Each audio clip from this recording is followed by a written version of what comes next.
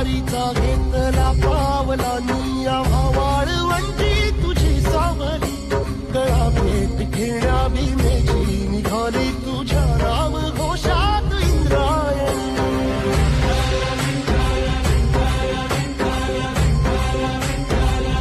भिडे आसमंती ध्वजा वैष्णवांची उभी पंढरी आज नानावली तुझे नाव ओठी तुझे रूप ध्यानी जीवाला तुझी याच गाला गली जरी बाप साऱ्या जगा